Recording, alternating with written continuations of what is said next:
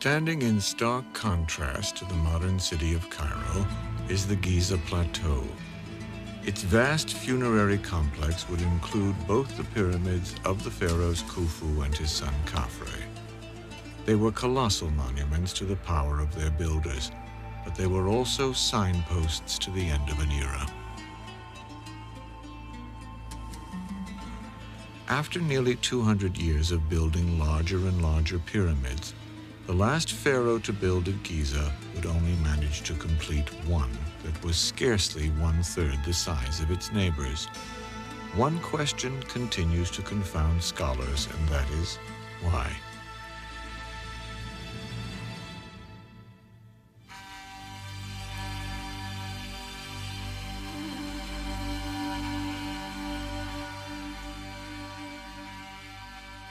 It was the year 2532 BC that ushered in the rule of the pharaoh Menkaure.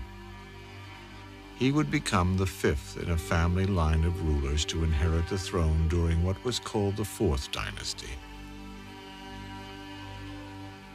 The son of the pharaoh Khafre, Menkaure probably inherited a kingdom where the colossal building projects of his grandfathers had tested the limits of royal authority. The 5th century BC historian Herodotus chronicled in Greek that for 106 years Egypt had been in great misery because its temples had been shut by Khufu and Khafre to make more time for work. Disapproving his father's deeds, Menkaure is said to have reopened the temples and let the people worship freely once more.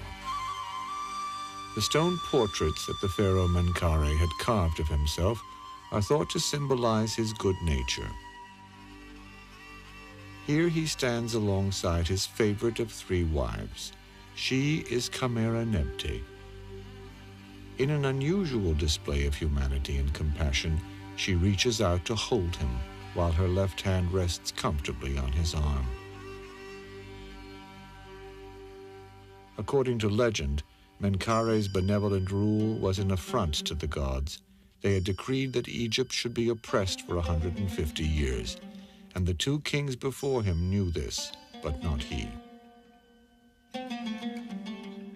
He was a good king, and he upset the gods because he was going against their prophecy. So they therefore said, in their revenge, if you like, right, we will just allow you to live for 6 years, and then we shall revert to the mayhem of the previous reigns. Well, Menkaure wasn't happy with this, and he decided that he would endeavour to cheat the gods. And the legends tell us that he called for the candles to be brought, and they were lit at night, so he lived night and day. In this way, Menkaure reasoned he could rule twice as long each day and double his time from 6 years to 12 as the benign pharaoh of Egypt. The pharaoh Menkaure would in fact rule by candlelight for 28 years, until 2505 BC. He would build a relatively small pyramid, even though he had plenty of time on the throne to build a larger one. Scholars are left to ponder his reasons for this. Was it economic strain, or was the power of the pharaoh in doubt? Menkaure's pyramid is the smallest of the 3 at Giza, and it is really hard to know why that's the case. His reign was not very long, but we know of pharaohs who had relatively short reigns who still built very large monuments. And I think the reason why there's this variation is not something spectacular like a weak pharaoh. I think that basically the scale was not so important as the monument itself. Others speculate it was the pharaoh's choice of building materials that led to his decision.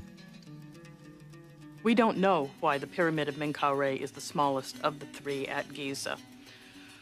It may have had to do with a desire to incorporate more hard-to-work stone. In other words, the lower part of his pyramid was certainly intended to be cased with granite, which is certainly harder to work and more difficult than limestone, which is the primary building material of all the rest of the pyramids. But there really is no answer to that question. There is no answer to the question of why Khufu's is the largest, or why Khafra's is precisely the size it is. What is recorded is that the pharaoh Menkare's rule brought the end of the Fourth Dynasty. It ushered in a period of change and a new line of pharaohs that started a new dynasty. In 2498 BC, the fifth dynasty in ancient Egypt began with the reign of the pharaoh Userkaf. Userkaf, whose name meant "his soul is powerful," was the great-grandson of the pharaoh Khufu and ensured his kingship by marrying the daughter of the earlier pharaoh, Menkare. Userkaf's time on the throne was brief, long enough for him to reject the tradition of his predecessors who were buried in pyramids at the Giza Plateau and build his pyramid back in Saqqara. Now badly deteriorated, it stands almost in the shadow of the step pyramid of Djoser.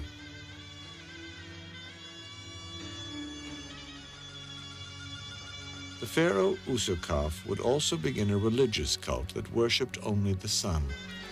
The temple he built for this worship has long since been destroyed, but scholars have pieced together its description from the legacy of solar temples that would follow. The Sun Temple of Userkaf, like the others, consisted of a benben or obelisk, the symbol of the sun, which sat on a podium, and in front of it was a large courtyard with an altar or offering place. And they seem to have undertaken offerings to the sun at that site. And these sun temples may have also been very closely connected with expressing the direct association of the king and the sun god, because in the afterlife, the king became directly associated with the sun god.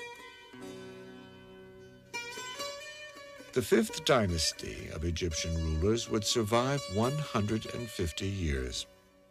Its final pharaoh was called Unas. He followed his immediate predecessors by also building at Saqqara. He named his pyramid the pyramid which is beautiful of places. And while the outside of his pyramid has badly deteriorated, the interior still holds the first words written on the walls of pyramids. These were the pyramid texts. These hieroglyphs are a collection of spells designed to help the pharaoh Unas cross over into the afterlife.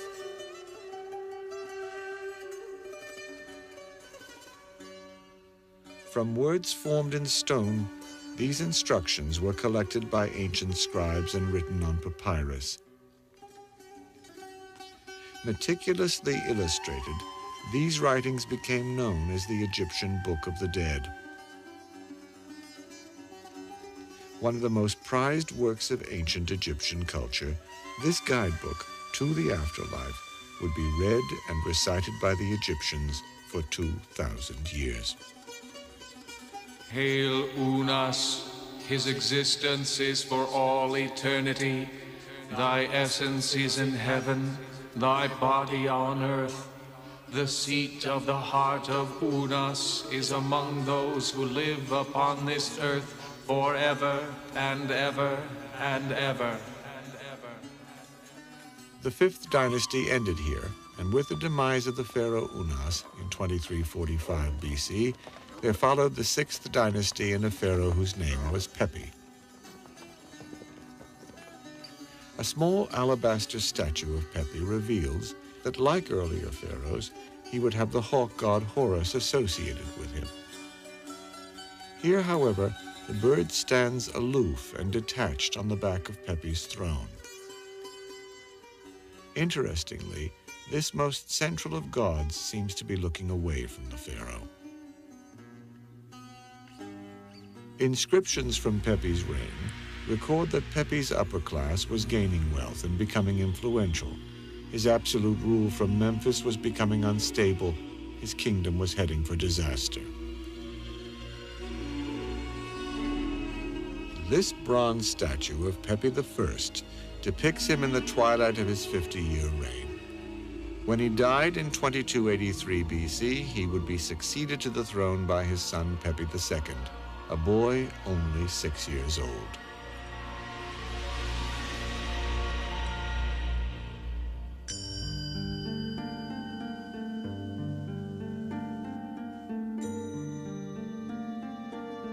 The new pharaoh was a boy named Pepi, after his father.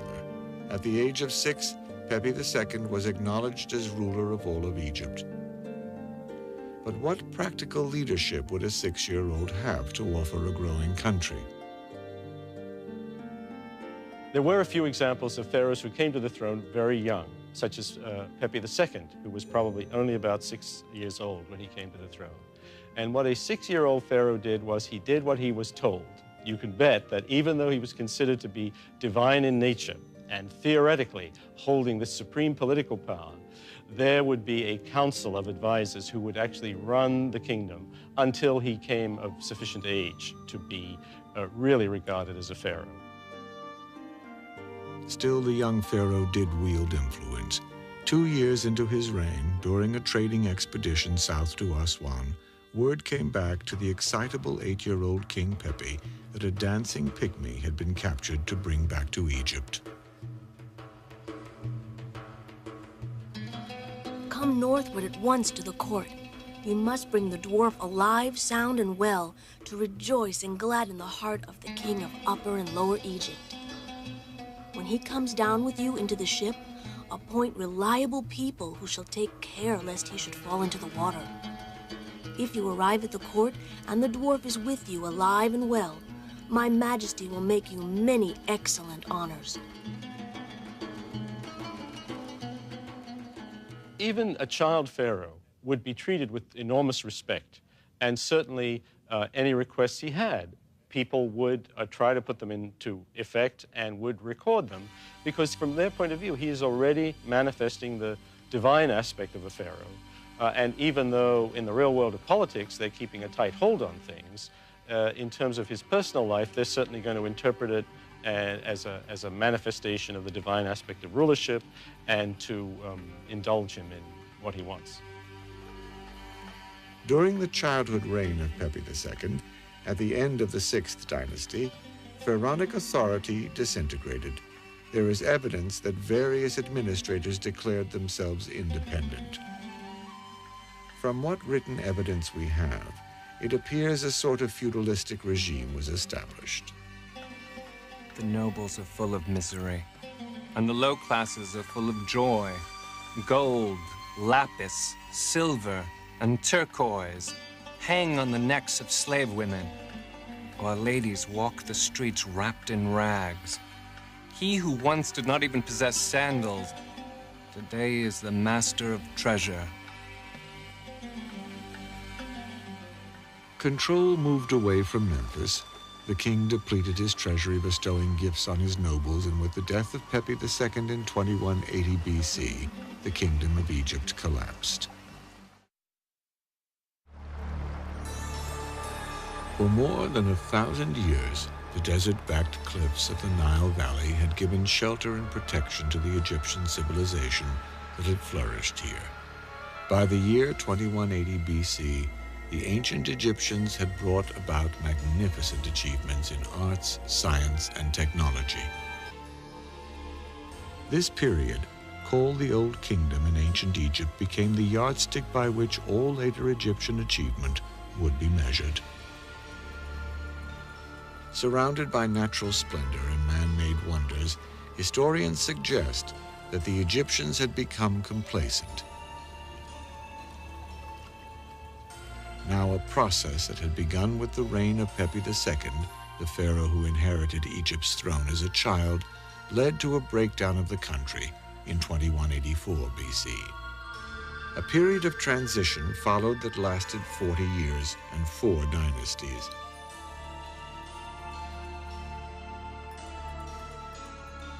The precise reasons for this decline are unknown.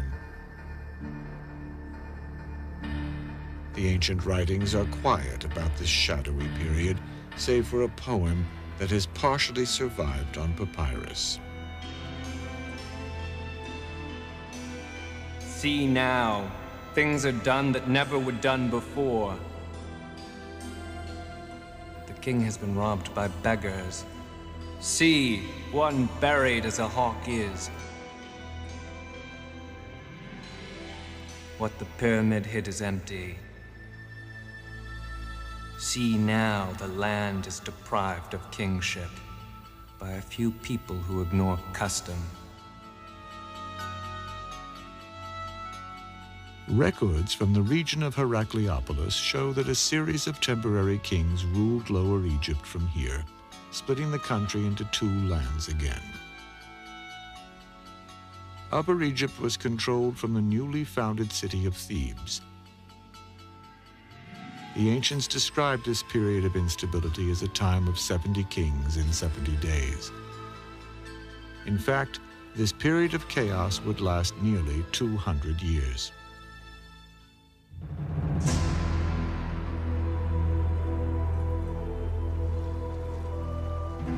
Out of the collapse of the Old Kingdom, there emerged the figure of a king again. This was Mentuhotep, the first to reunify all of Egypt. Mentuhotep referred to himself as uniter of the two lands, and the first part of his reign saw fighting and military campaigns aimed at crushing any cities that dared revolt against his rule. Mentuhotep I is really one of these very dynamic rulers of Egypt, really one of the greatest pharaohs, because he comes at a time when Egypt was divided internally, politically fragmented. And during his reign, he succeeded in reunifying Egypt and laying the groundwork for this period during which Egypt again becomes highly organized and centralized, and the kingship becomes very powerful. The pharaoh Mentuhotep ruled from Thebes, which was now the capital city, and a site that would one day be known for its temples of Karnak and Luxor. Even in Mentuhotep's time, this was a large and powerful city. The ancients referred to it as the city of 1,000 gates. As a building project, it reflected the stability and prosperity that Egypt once again enjoyed under the pharaoh Mentuhotep. But Mentuhotep was not seen as a god-king like his predecessors had been during the time of the pyramids. To reflect this, he would erect a new style of mortuary temple for himself before an impressive backdrop of cliffs here in ancient Thebes, at a site named Dar el-Bahari. The complex was dug into the rock, a blend of traditional mastaba and pyramid of a god. This style of tomb building oddly confirms the power of Mentuhotep's rule. He was a half-divine and half-mortal leader. Underneath the temple, a larger-than-life-size stone statue of the pharaoh Mentuhotep was found. He is seated and depicted in his Hebsed robe, the robe he would have worn at the festival of his renewal. Nearby was uncovered an inscription of his queen named Kawit. Here she is depicted eternally having her hair arranged by a servant. Another artifact from the tomb depicts the princess Ashed, relaxing as she enjoys the fragrance of a lotus blossom. Such scenes underline this period of peace and stability, a period that would continue under a pharaoh who would change the way Egypt viewed its rulers forever.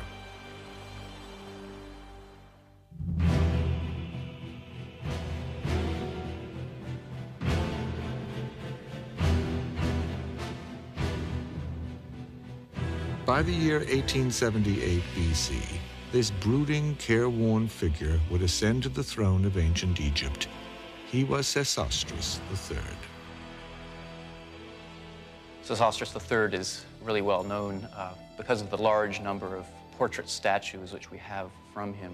They're very vivid and tend to present an image of the king as possibly taking the role of kingship very seriously, interested in presenting his image as a wise and careful ruler who is really concerned with maintaining the strength of the kingship.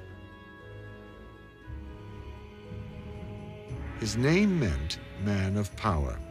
But he was unlike earlier pharaohs whose portraits portrayed them as gods.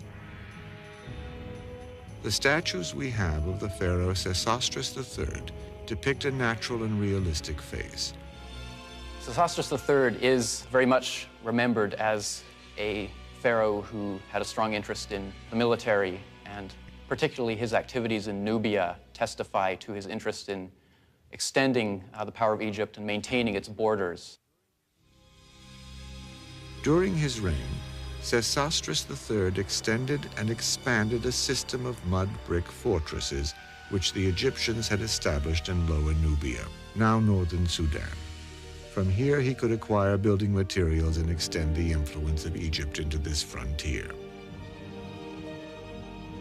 The area of Upper Nubia during that time was the center of a very powerful culture which we know as the Kerma culture. Sesostris III really was interested in maintaining Egypt's border against the Kerma culture. Much of the wealth he secured during his Nubian campaigns was marked for use in building temples in Egypt. Here in the capital city of Thebes, he erected an elaborate temple which has since been destroyed that was dedicated to the god Mantu, the ancient Egyptian lord of warfare.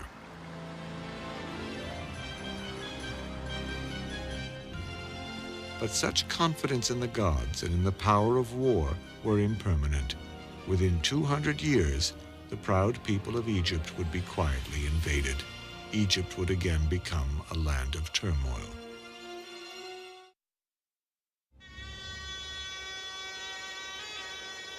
There are no monuments to celebrate their rule. No image of their faces has ever been found. Yet ancient writings attest to the fact that in 1663 BC, Egypt came under the control of foreign kings of Semitic origin. These pharaohs were called the Hyksos. We don't know the exact process by which the Hyksos took over the country. It appears at the moment that possibly it was partly by infiltrating into the delta and increasing their numbers. There may also have been an actual invasion component, although this is still somewhat debated. If it was invasion, the Hyksos swept across the land, bringing with them superior weaponry like the compound bow. They would also introduce the horse and the chariot to Egypt. The ancients called these horse-drawn vehicles the ships that sailed upon the desert.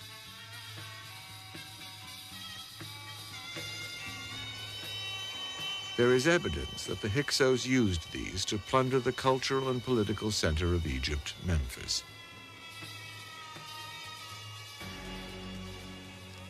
The result was the 16th dynasty, a dynasty of foreign rule for Egypt that lasted 108 years.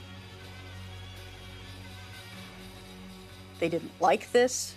It caused a profound impact on the Egyptian psyche. And when the Egyptians roared back with control of their country, they seem to have driven the Hyksos out with what I can best characterize as a never again attitude. They did not like being controlled by foreigners, and they did not want it to happen again. With the foreign kings expelled, the Egyptians looked within their borders and witnessed the start of a new kingdom. It would begin here in the ancient city of Thebes.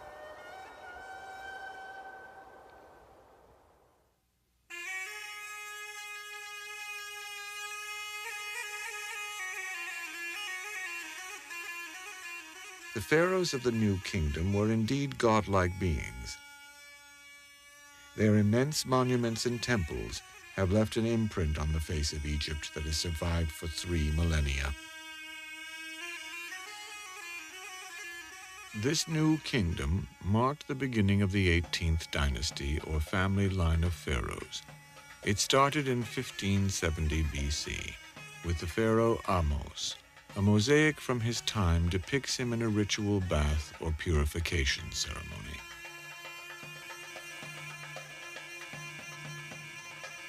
It is Ahmose who is credited with sealing Egypt's borders with Syria and Nubia to keep the country safe from invaders. Evidence of his military leadership is recorded on his ceremonial gold battle axe, which depicts him smiting his enemy. Although Amos's tomb was plundered for the treasures that would have been stored inside, his mummy has remained intact. This gives us the unique opportunity to look upon the face of the pharaoh who stood at the beginning of Egypt's new kingdom, the pharaoh Amos.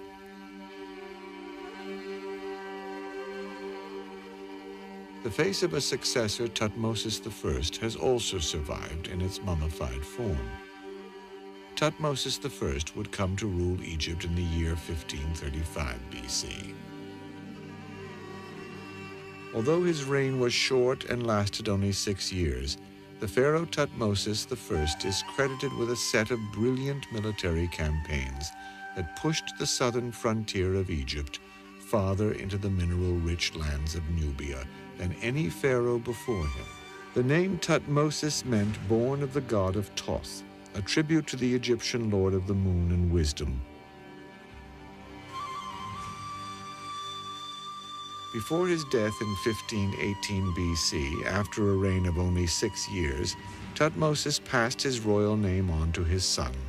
He would be called Thutmose II.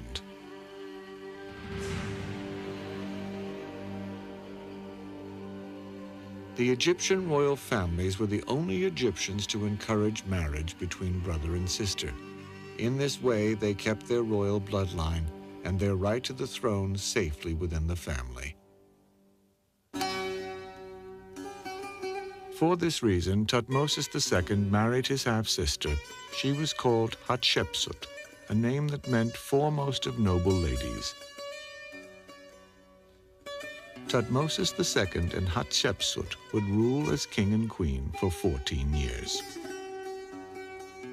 As a pharaoh, he was only a shadow of the powerful man his father had been. The reign of Thutmose II was mostly uneventful. When he died at the age of 30, his death left a great problem for the royal family. The only eligible male heir he had fathered was a young boy not yet 12 years old. The boy's mother was a harem girl named Isis. The boy would be named Thutmose III.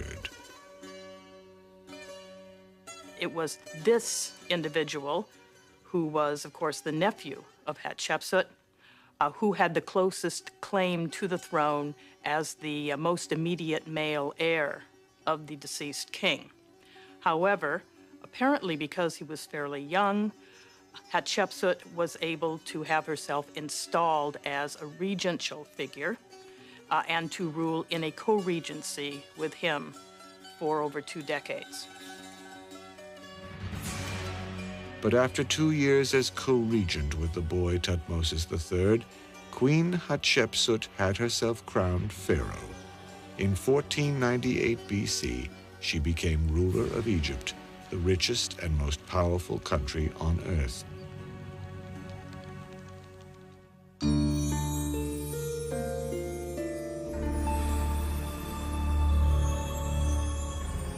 Nestled in the foothills below the cliffs of Dar el-Bahari, near ancient Thebes, stands a masterpiece.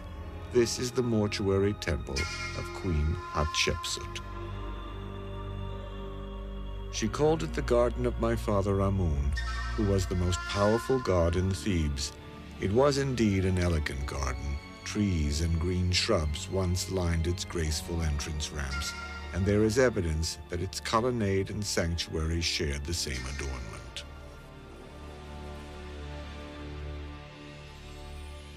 More than a temple, however, it was a propaganda machine that Hatshepsut used to underscore her right to the throne. On its walls, she had inscribed scenes that depict her father, Thutmose I, who was long dead, installing her as king. Many of the scenes we have from Hatshepsut's mortuary temple at Dar el-Bahri present in kind of very idealized ways the nature of her kingship and really attempt to strengthen her claim. So this text that we have is not an historical document, but a document which was essentially fabricated by Hatshepsut in order to strengthen her claim to the kingship. At the temple of Karnak, she consolidated her power through worship with the priests of the temple of Amun.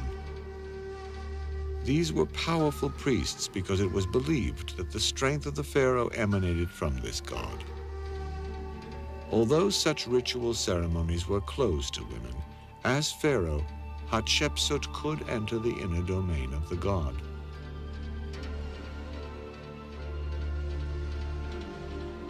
Outside the temple, she commissioned the building of a spectacular obelisk to commemorate her relationship with the god of the sun. Although she was not noted as a military leader, Queen Hatshepsut is noted for her trading expeditions to a land called Punt, now modern Somalia. Such affairs were administered for the pharaoh Hatshepsut by a common man named Senemut. Senemut seemed to have been at Hatshepsut's side for much of her life, and statues of him depict him carefully holding or teaching Hatshepsut's daughter, the Princess Neferu. In Senemut's time, close connections like these led to rumors suggesting that he owed his good fortune to intimate relations with the queen.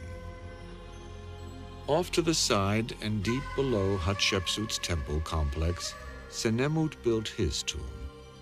The fact that it was constructed so close to the queen's temple is another factor that fuels the speculation about their possible love affair.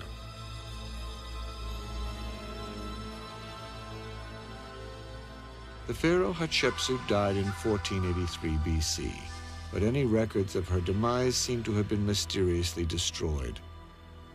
Some speculate that Thutmose III, the boy she had kept from the throne, had a hand in her death. What we do know is that he hated her. Now he would try to destroy her spirit.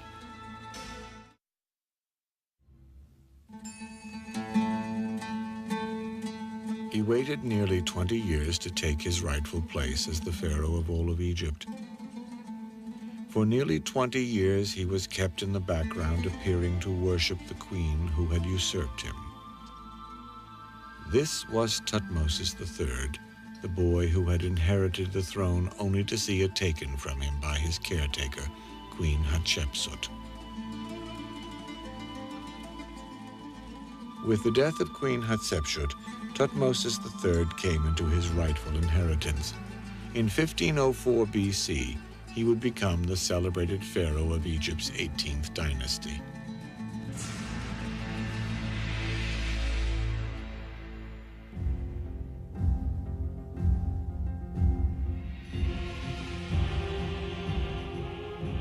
During the time that the young Thutmose had been kept in the background under the rule of Hatshepsut, he probably went through military training, and like other noblemen in his time, learned how to shoot a bow and arrow and how to handle a chariot in the desert terrain. By the second year of his reign, his military prowess became evident. Records from this time chronicle a period of 18 years, during which Thutmose III led a series of battles and campaigns along the coast of Syria. These won him great riches and has led historians to compare him to Napoleon. Thutmose is called the Napoleon of Egypt because he was one of the most successful military figures in the history of Egyptian kingship. He directed a whole series of major campaigns, many, many more than most pharaohs, in the Levant and in the Eastern Mediterranean, and he was directly involved in a great deal of those himself. Of the many temples that were embellished and expanded with the spoils of Thutmose III's military campaigns, none was more dazzling than the work he did at the Temple of Karnak in the ancient city of Thebes. At the east end of the complex, Thutmose III would construct his festival temple. Unique in the design of Egyptian temples, its unusually shaped columns are thought to represent the poles of his military tent. The other walls and columns here were shaped and carved to represent the variety of animals and plants that the pharaoh brought back from his campaign in Syria. A prolific builder, Thutmose III was also a determined destroyer. Within 20 years of Queen Hatshepsut's death, he and an army of followers descended upon everything that bore her name or likeness and destroyed it. Thutmose III, it seems, was furious that this woman had usurped his place on the throne, and now he would retaliate.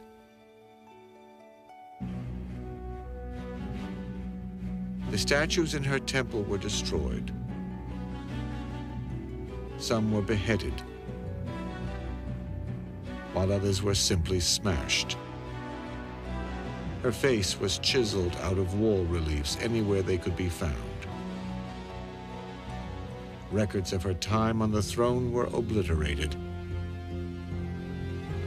Even statues of her chief officer and companion, Sennemut, were not above defacement. This was the ancient equivalent of a book burning.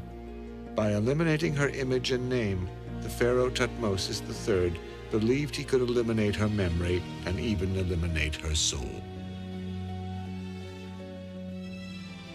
During this period, the 18th dynasty pharaohs had never fully beheld one of the greatest monuments ever built by their culture. Now more than 1,000 years old, the Great Sphinx built at Giza had literally been covered by the sands of time. It was a new pharaoh, Thutmose IV, who would free the sand-obstructed Sphinx during his first year of reign in 1419 BC. His story is recorded on a giant tablet that still rests between the paws of this great desert beast. What we see here is a reproduction of the Great Sphinx tablet. The inscription on the tablet begins here in the upper right and gives the date when it was set up in the king's reign. And then it recounts an extraordinary event that took place in his life. Further down here, where the king went out one day in order to hunt ostriches and lions in the desert beyond the pyramids. And taking a break from his hunting out in the western desert, he decided to take a nap underneath the shadow of the head of the Sphinx. Napping in the shadow of the Sphinx, the king reported a vision in which the great beast spoke to him. Look at me, Thutmose, my son.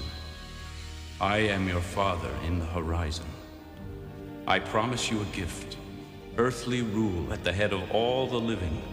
All the territory on which the eye of the sun rests will be yours.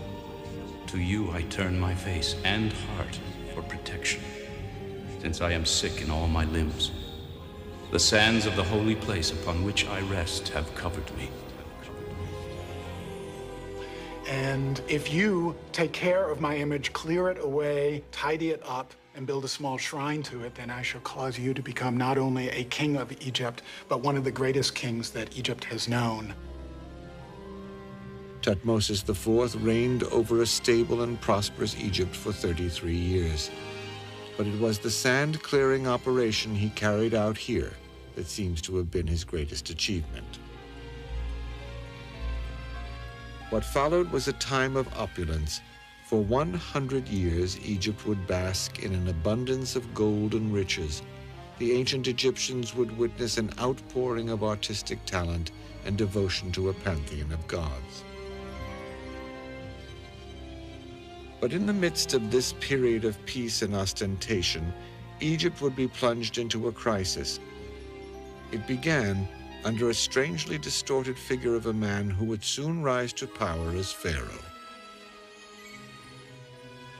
When our story continues, find out who this pharaoh really was and how he came to be called a heretic. Discover the intrigue of Cleopatra, the pharaoh who was also a seductress, and how she met her tragic end. Gaze upon the face of the pharaoh who built the most elaborate temples the world has ever seen. Walk among the men and women of Egypt who were the greatest pharaohs.